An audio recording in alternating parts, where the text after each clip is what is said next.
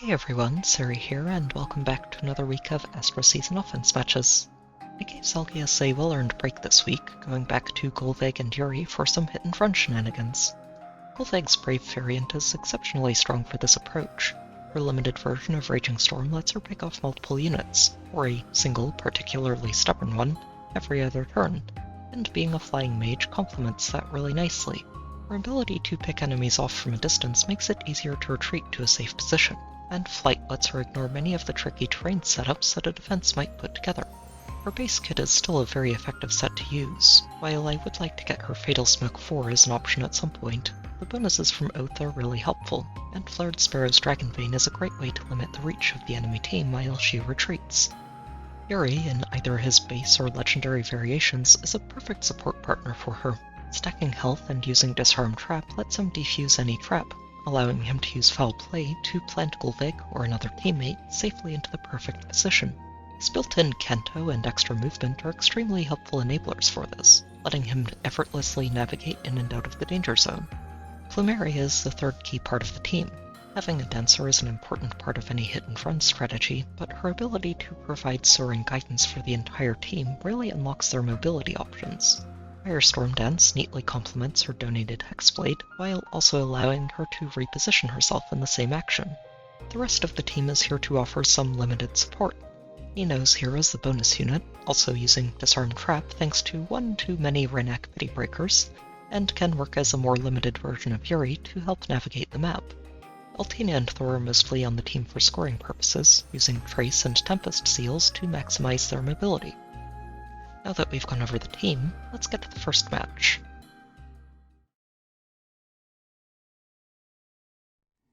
This match was a nice way to get my hit-and-run approach dusted off. It's a fairly straightforward Catria setup, using Freyr to ward off Elemines and Guidance 4 to help extend Chrom and Citrine's threat ranges.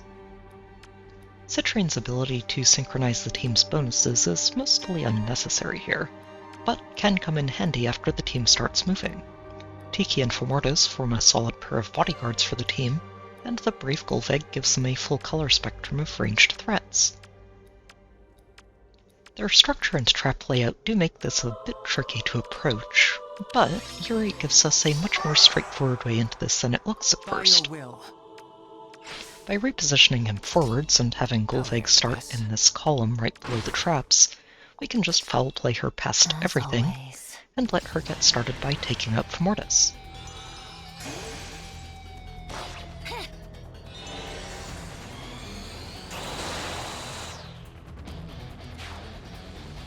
From there, Catria is a pretty easy second target,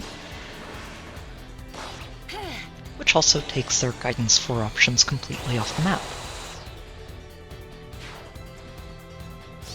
We can Kento back here and test our second trap, unfortunately not finding either of the real ones, and then with some help from Nino and Altina, Plumeria can move in and dance her to let her move back out of the danger zone.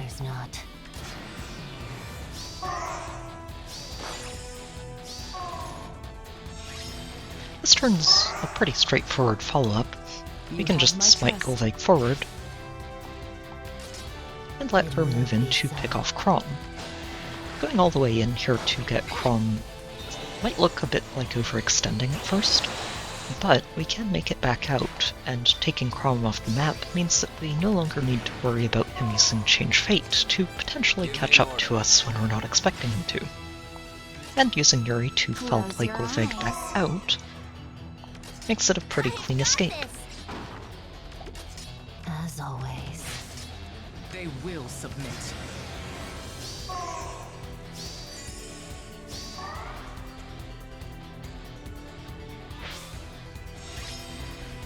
Tiki pivoting forward here makes things a little more annoying than I would have liked, but thanks to some warp shenanigans, we can have Altina and Nino open things up and start navigating around her.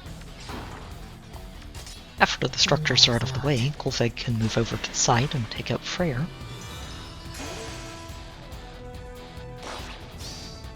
your future is set.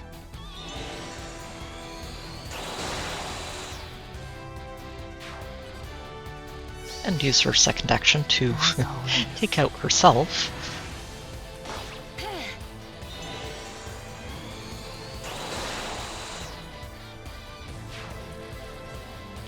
which lets us Kanto and dance forwards Close your to stay out of eyes. range of Tiki, and end the turn by breaking It Citrine. matters not.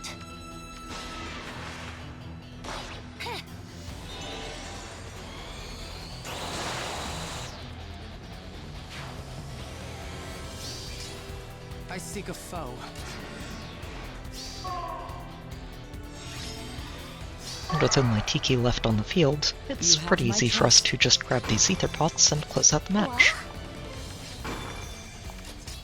It will be so. I'll do it. As always.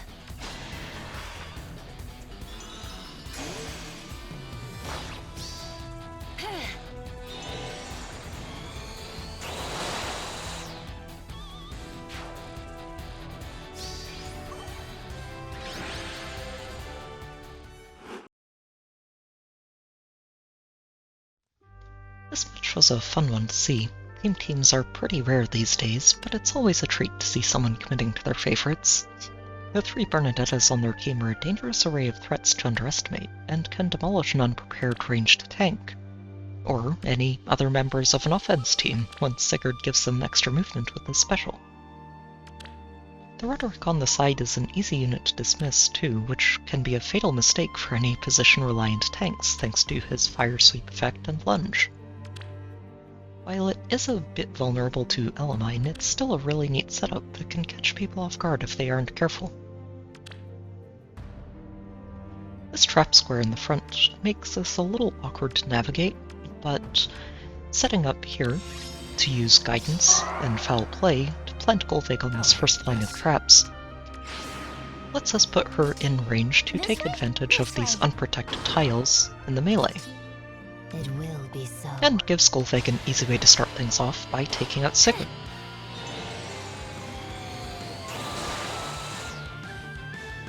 This also starts setting up our Dragon Veins As always. to slow down the Bernadettas behind this front line, and we can complete that by taking out Moebius from the left side of the corridor. With the ranged units slowed down, we can Kanto back and use Close your the eyes. scouted tile behind Gullveig to dance her and let her retreat all the way out. With utter certainty. It will be so.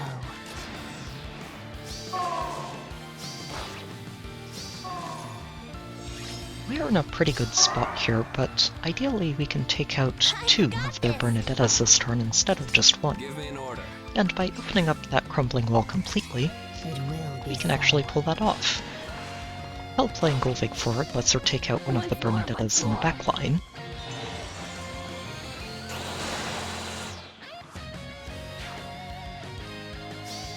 And by Kantoing back, we can have Plumeria dance her and get to safety before attacking the second Bernadetta from this tile below the shrine.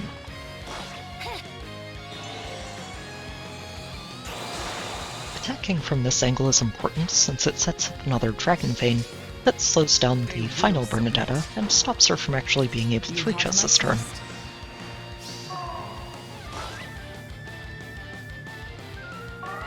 And since they can't reach us, it makes things a little bit easier to navigate here. It We can will start be by so. taking out Roderick.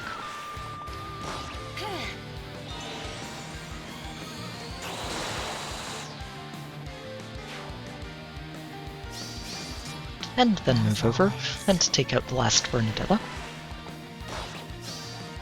The cycle's power.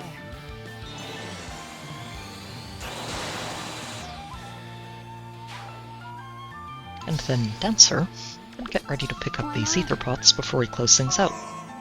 Having Plumeria stay here means that Yuri can warp past her to grab this first Aether Pot in the corner, and Altina and Thor can tag team their way to the second, By your will. before we have Gullveig attack Ceres and close out the match.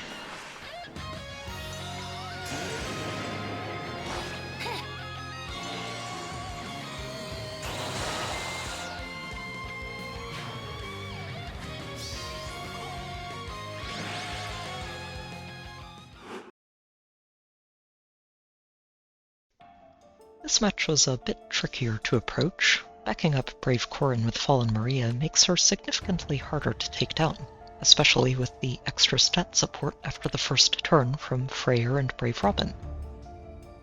Katria gives their team a lot of extra firepower and mobility to work with, and the mythic Gullveig in the back can demolish entire teams on her own, especially if she gets danced by Plumeria.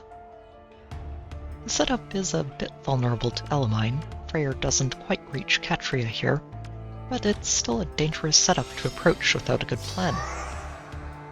This wall of traps and structures in the front does a good job of deterring first-turn approaches too, My trust. but thankfully we can still find a way in with a bit of creative maneuvering. Close your eyes. Opening up those first two structures and then dancing Gullveig from above lets Yuri warp past the wall to get Gullveig into range of attacking Corin.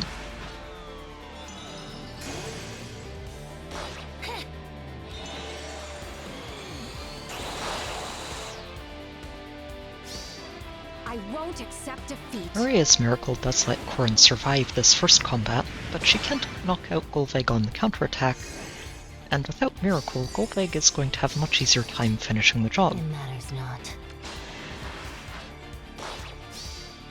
Fade away.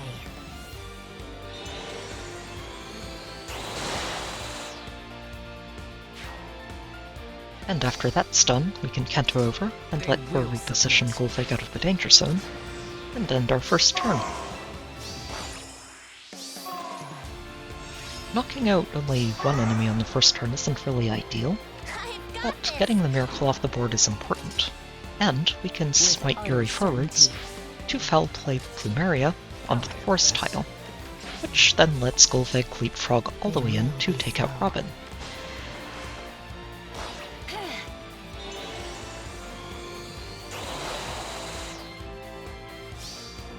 Your future is set.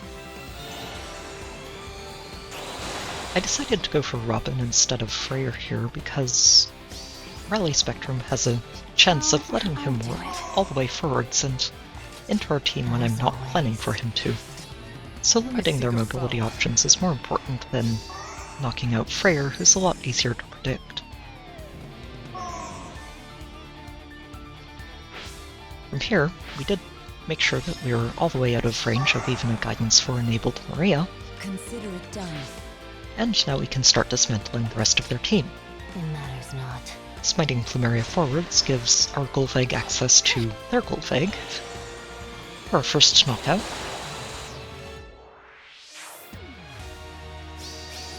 And then we can use our second action to take out their Dancer.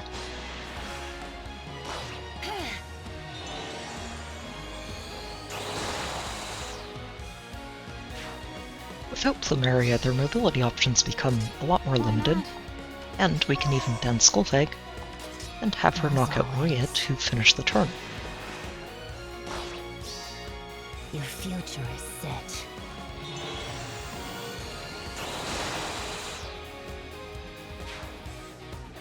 While this does look like we're still in danger, This way. the charge that Katria got from Plumeria will wear off this turn, and she's not actually going to get a formation buff for herself, since she doesn't have any allies within 2 spaces.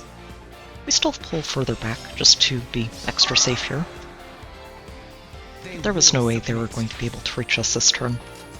You have my From trust. here, it's mostly about making sure we pick up these 2 Aether pots before we close things out. And we can have Gullveig take out Freyr to start things off.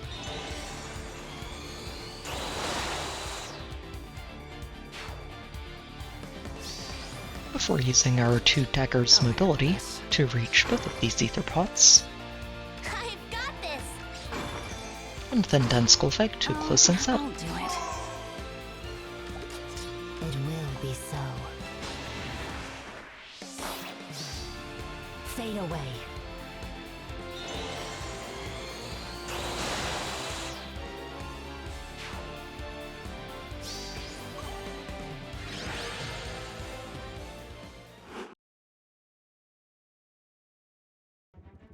This match was the first rematch I've taken in a while. I don't do them often these days, but this one felt a bit deserved.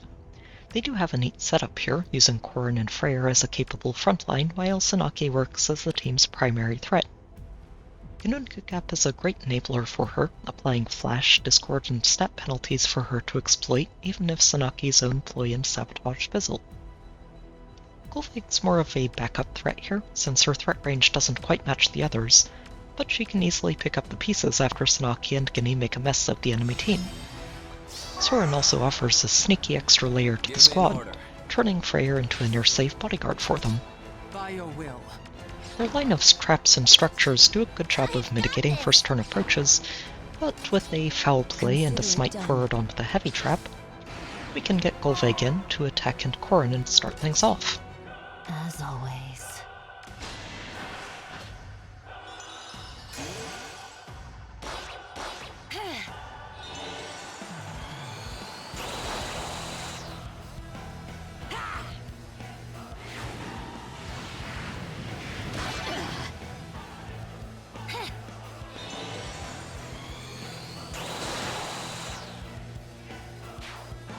Attacking from the left here lets us angle the Dragon Vein to slow down the approach of Ginny and Sanaki on this coming enemy phase. And we can knock out Triandra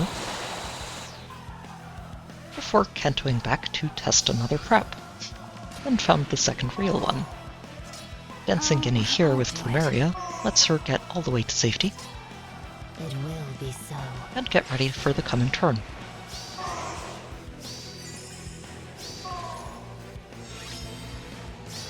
From here, we can smite Gullveig forwards, With utter and send her in to take out Freyr. As Or always. would, if we hadn't gotten hit with Sanaki's sabotage, and Soren hadn't given Savior to Ginny instead of Freyr. That happened because of the debuffs that we applied to Freyr with Plumeria's dance, but thankfully, after dancing Gullveig and getting rid of those debuffs, we can send her in to knock out Ginny, and then canto back. A foul play from Yuri lets us pull her back to safety, and then we get to sit back and watch their approach. They don't end up getting very far. Freyr pulls Sanaki back, and they don't end up moving very much at all, which means we can just smite Gullveig in, and let her actually take out Freyr to start things off this turn.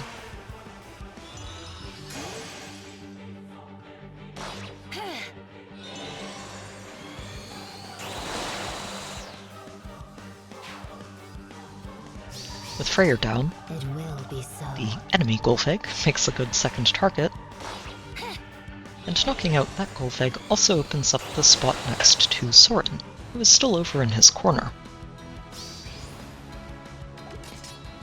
While playing Plumeria in means that we can move over, Close then your Gullveig, eyes. and canto all the way in to block Soren in place, As always. and have Gullveig take out Sanaki. Fade away.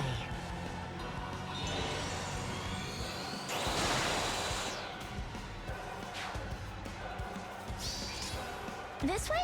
This way. That's all the damage we're going to end up doing this turn. We still want to reach this last Aether pot in the corner, but with only Soren left on their team, that's not going to be hard to do. We can just let Gullveig pick that up, Why not? dance her, and let her attack Soren to close out the match. Always.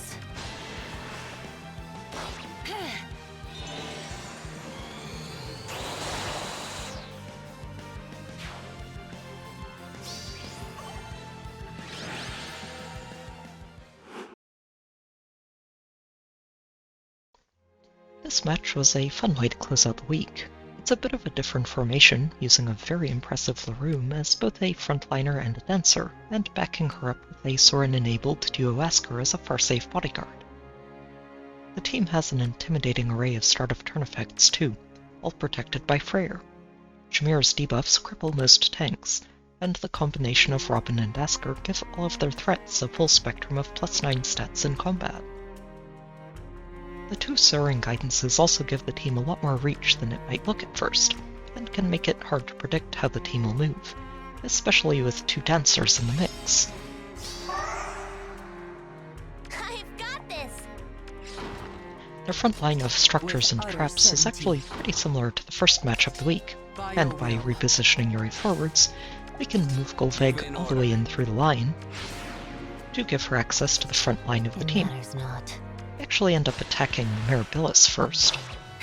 Taking these soaring guidances offline is an important first step to dismantling this team, especially when they are both attached to the two dancers.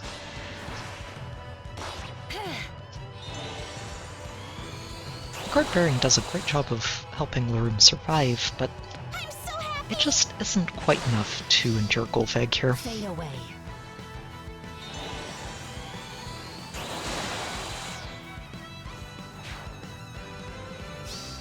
And we can Kanto down and dance to get her all the way out of the danger zone. It matters not.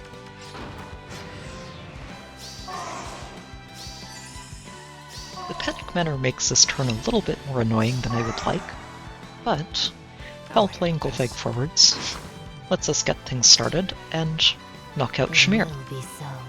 A lot like the last match, Plumeria's debuffs actually end up desynchronizing where they want Soren's savior to go, and this time it ends up giving a near save to Freyr instead of a far save to the Close your duo Asker. eyes. Dancing Gullveig clears off her debuffs, Consider it done. and actually means that she can go in and knock As Asker out here, always. before he has the chance to become a problem as a far savior. And even though we don't have a Kanto or a Dance to help Gullveig get out, Thor can do the job for us by repositioning her back onto the last trap, and then Kantoing out herself.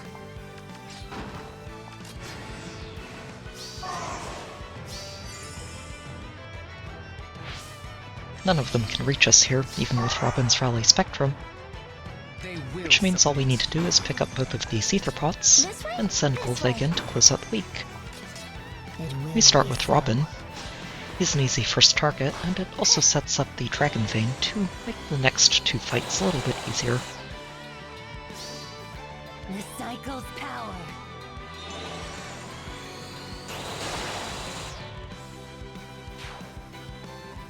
And when she's not panicked anymore, As always. Freyr becomes a lot easier to bring down.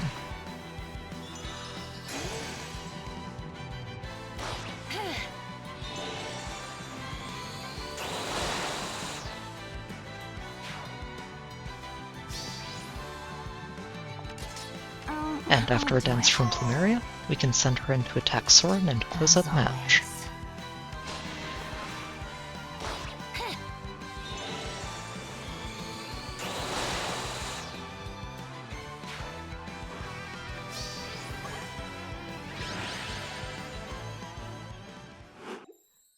It was a lot of fun to switch back to a hit-and-run style after tanking through the last several weeks, and it's great to see Gullveig still doing so well. I'll probably be shifting gears again over the next few weeks. Edelforce is just going to be too much fun to pass on, but I am planning to keep Gullveig as a team option for the foreseeable future. I do have a Discord channel if you'd like to hang out and chat. There's a link in the description, and I've also got a Patreon link there if you'd like to help support the channel.